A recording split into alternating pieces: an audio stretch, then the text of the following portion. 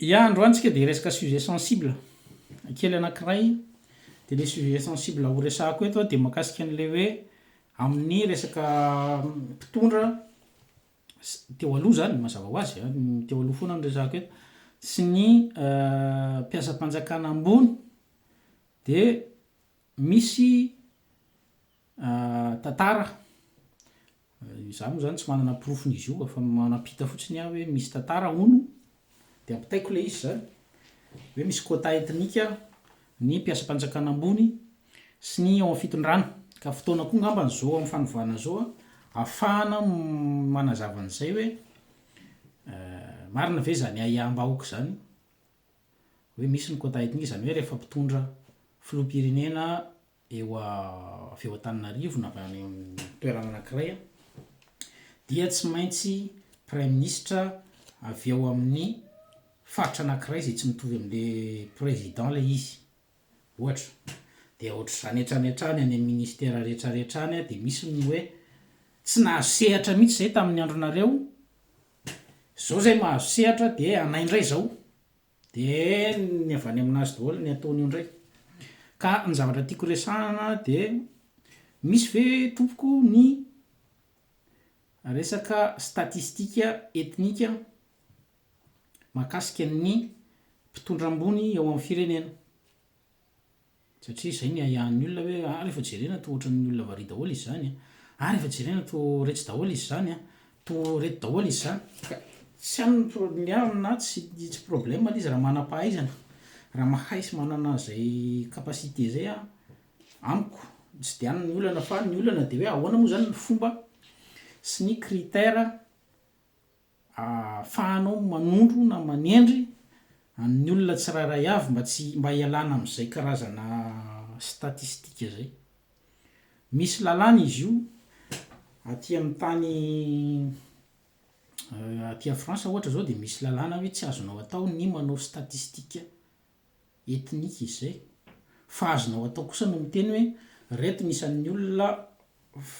vahiny vazaha de reto nisan'ny olona vahiny fa tsy azonao atao hoe folo dia retsy folo ty samanana ny lalàna zany ka ao amintsika aiza ho aiza ny lalàna mahakasika an'izy io za tsy mahafantatra satria za tsy mpanao lalàna mety misy le izy hoe tsy azo atao manisanisa olona hoe reto olona vary reto olona vary atsika efa malagasy samy malagasy de ahoana raha zany ny fomba atao mba hialana am'izay resaka fomba fijery ivelan'zay zany hoe rehefa jerena daholo tokoa to izy daholo to avary sy ny sisa sy ny sisa ahoana zany ny fomba atao hiadivana am'izay zay resaka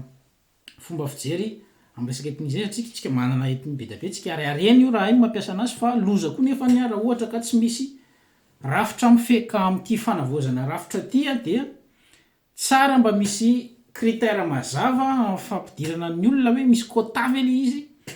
sa tena arak'izay lazain'ny olona zay hoe zay tonga eo de namany sy ny fiara-piavy aminazy ny ataony sa misy karazana critère ihany no mipetraka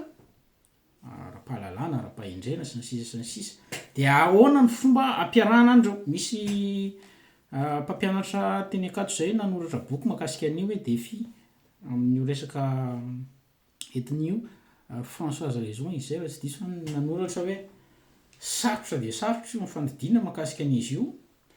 ary fitaovana mety ampandroso le izy kanefa ny fitaovana mety ampizarazara koa raha ohatra ka tsy mipetraka tsara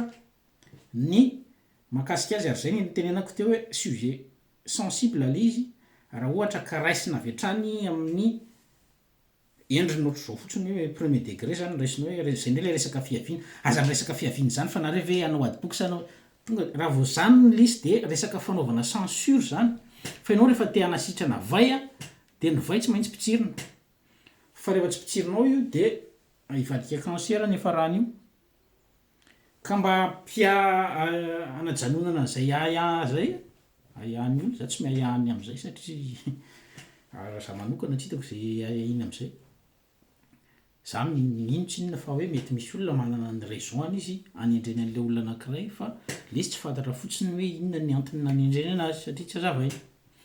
ka amina tsy any le problème fa mametraka le fotsiny hoe zany ny fahitan'ny olona ny zava-misy hatramin'izay de fotoana zao anovaina an'le rafitra anavozana anovaina anadina fototra de sao de mba fotoana koa ijerena an'izay hoe ahoana ny fomba anaovana ampirindrana zany an'izay resaka fiaviana zay hoe mba tsy hisy zanakala hafa ny faritra na am'resaka infrastructure hoe tsy ny lalana makany tena faran'izay ratsy tsy mba misy mpitsidika na ray arany a fa tany lavitra andrina de ohatrany ahoana ny fomba ijerena an'izay satria Madagasikara de ngeza ary lehibe nefa misy olona daholo any amin'ny faritra any ahoana ny fomba atao mba hisin'ny infrastructure mitovy na am'resaka fampianarana na am'resaka fitsaboana na am'resaka lalana ny projet ny fiarikarena any amin'ireny karazana toerana maro isan-karazany ireny defi mafy de mafy zany tsy mora ho an'ny eo amin'ny fitondrana manao an'izany zavatra zany fa ny rariana de anana vahaolana sy ahita solution ka solution am'izany tsisy solution miracle zany na magie